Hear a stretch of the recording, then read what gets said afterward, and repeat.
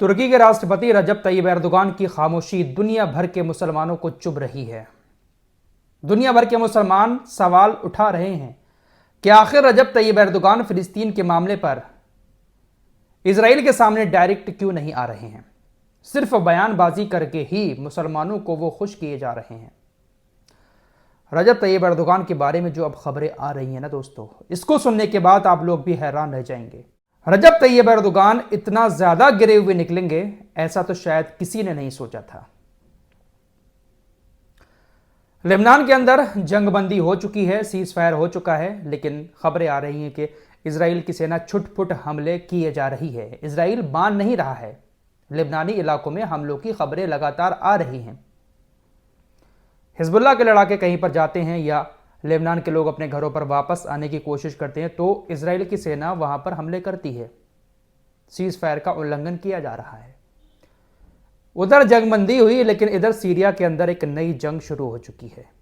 Syria के अंदर हमले शुरू हो गए हैं और ये हमले किसी देश की तरफ से नहीं हो रहे हैं, बल्कि कई देशों के आतंकवादी सीरिया के अंदर हमले कर रहे हैं। और इसके पीछे सबसे बड़ा हाथ है इजराइल का। इजराइल सीरिया में कब्जा करना चाहता है। आप लोगों को मालूम ही है, गोलान हाइट्स जो सीरिया का एरिया हुआ करता था उसको अपने कब्जे में कर चुका है इजराइल, और भी इलाकों को कब्जाना चाह रहा है। कई सारे आतंकी संगठन इस वक्त सीरिया के अंदर एक्टिव हैं। अल-कायदा, ISIS और कुर्दिश संगठन और भी न जाने कितने आतंकी संगठन सीरिया के अंदर हैं। हमले लगातार कल से हो रहे हैं सीरिया के अंदर और कई सारी जगहों पर काफी नुकसान भी सीरिया को हुआ है, जिसके बाद सीरिया की सेना ने और जो इस वक्त रूस की सेना सीरिया के अंदर मौजूद है, दोनों ने आतंकियों के ऊपर हवाई हमले किए, उनके ठिकानों को नष्ट किया। रूस और सीरिया की सेना ने मिलकर तकरीबन 200 आतंकियों को कल के हमले में मार गिराया। अल-कायदा के ठिकानों पर हमला किया गया। लेकिन हैरान करने वाली बात यह है कि ये जो अल-कायदा के आतंकी हैं, ये तुर्की और इजराइल के समर्थन से सीरिया के अंदर काम कर रहे हैं। सबसे बड़ा नाम तुर्की का सामने आ रहा है कि सीरिया के अंदर इस वक्त जो हमले हो रहे हैं, आतंकी हमले, उसके पीछे सबसे बड़ा हाथ, सबसे बड़ा समर्थन तुर्की का है। तुर्की, अमेरिका और इजराइल, इन तीनों के समर्थन वाले आतंकी ग्रुप सीरियाई सरकार को गिराना चाह रहे हैं। सीरिया के अलेप्पो में बहुत बड़े हमले हुए, आतंकी हमले। जवाब में रूस और सीरिया की सेना ने हमले किए, 200 आतंकी मारे गए हैं। एक और दूसरे हमले की प्लानिंग रूस की सेना और अरब सीरियाई सेना कर रहे हैं। तो इस तरीके से तुर्की का नाम सामने आ रहा है। तुर्की भी इजराइल के साथ मिलकर सीरिया के कुछ इलाकों में कब्जा करवाना चाहता है। ईरान ने तुर्की को चेतावनी जारी कर दी है। खुद जो राष्ट्रपति हैं असद, उनकी तरफ से बयान आया है कि इन हमलों के पीछे तुर्की समर्थित आतंकवादी हैं। ईरान ने चेतावनी जारी कर दी है कि तुर्की सीरिया के अंदर दखल ना दे। सीरिया के अंदर जो रूस की सेना है या ईरान की सेना है, वो सरकार की मर्जी से है। आपको सीरिया की सेना ने वहां पर रहने की इजाजत नहीं दी है, लिहाजा आपका वहां पर रहना नाजायज है। आप तुरंत सीरिया से वापस जाएं और आपके जो आतंकी वहां पर पनाह ले हुए हैं उनको भी तुरंत वापस लें। चेतावनी जारी कर दी है ईरान ने। लेकिन यह बहुत बड़ी खबर है दोस्तों कि अल-कायदा के आतंकियों को समर्थन जो है वो तुर्की का है। तो कैसे तुर्की वाले इजराइल के खिलाफ जा सकते हैं? जो भी आतंकी संगठन है वहां पर उनको इन्हीं लोगों का तो समर्थन है। एक और बड़ी जानकारी सामने आ रही है। रूस की राजधानी में अभी कुछ दिन पहले आतंकी हमले हुए थे। अंधाधुंध फायरिंग वहां पर की गई थी। 150 लोगों की मौत हो गई थी। याद होगा आप लोगों को। यह आतंकी पकड़ा गया था। उज्बेकिस्तान का सुना जा रहा है ये उज्बेकिस्तान का है और इस आतंकी ने तुर्की के अंदर ट्रेनिंग ली है।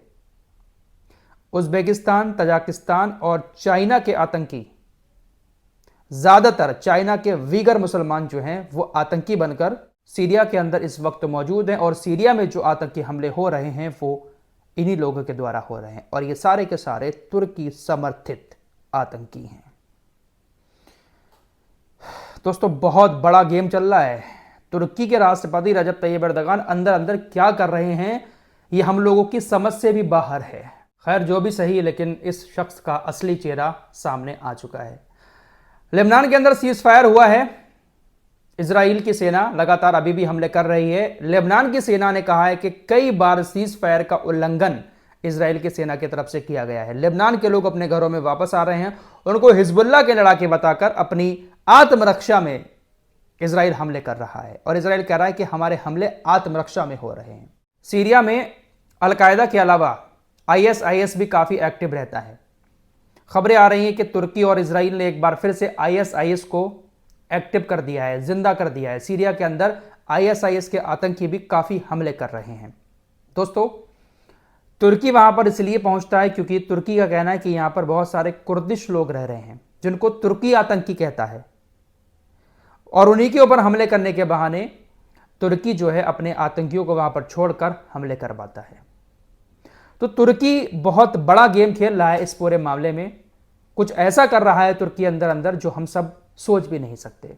सीरिया के अलेप्पो में जो आतंकी हमले हुए, उन आतंकी हमलों में आईआरजीसी के एक सीनियर कमांडर ब्रिगेडियर जनरल कियोमर्स पोरहाशिमी भी मारे गए। आतंकियों ने एक सटीक ऑपरेशन चलाया था, उसी में इनकी मौत हो गई। सीरिया के अंदर ईरान और रशिया की सेना हमेशा से मौजूद रहती है। जिस तरीके से अमेरिका कुछ अरब देशों में पैर जमा कर बैठा हुआ है, इसी तरीके से सीरिया ने भी रशिया को अपने देश के अंदर रहने की इजाज़त दी है। लेकिन तुर्की बेवजह वहाँ पर रहता है धौस जमाकर और उसी के समर्थित आतंकी हमले कर रहे हैं। लेबनान के अंदर सीज फायर तो हो चुका है, लेकिन इसराइल के जो कट्टरपंथी नेता हैं ये बात उनको हजम नहीं हो रही है। खासकर बेन गबीर, इसने कहा कि नेतन्याहू ने यह बहुत गलत किया है। नेतन्याहू को लेबनान में लड़ाई जारी रखनी चाहिए और गाजा पर कब्जा करना चाहिए। ये लोग बहुत बड़े वाले हैं, ये शांति चाहते ही नहीं हैं। सीज फायर कहीं पर भी होता है इनको मिर्ची लग जाती है। आपको मालूम है कि पिछले 2 महीने में इसराइल ने लेबनान के ऊपर बहुत सारे हमले किए हैं। आईडीएफ ने आंकड़ा जारी किया कि 12,500 टारगेट पर हमने हमले किए, 25,000 हथियारों को भी जब्त किया है। यह डेटा आईडीएफ की तरफ से बताया गया है। सीरिया की तरफ वापस आते हैं। सीरिया का एक इलाका है खान अल असद। इस इलाके में अलकायदा अपना पैर जमाकर बैठा हुआ था। पूरा समर्थन अमेरिका और तुर्की का था। सिर्फ 6 घंटे के अंदर सीरिया और रूस की सेना ने अलकायदा से उस इलाके को खाली करवा लिया। फिलहाल ये बहुत बड़ी खबर है कि सीरिया के अंदर आतंकी हमले हो रहे हैं और उन हमलों के पीछे तुर्की का हाथ है।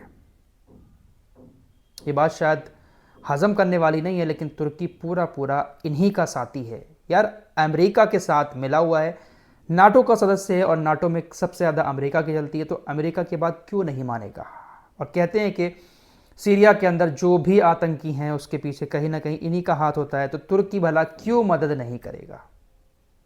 तेल अभी भी आ रहा है तुर्की से 40% इजराइल के अंदर। इस रिपोर्ट में इतना ही। कुछ और खबरों के साथ फिर हाजिर होऊंगा, तब तक के लिए अपना ख्याल रखिएगा। अल्लाह हाफिज़।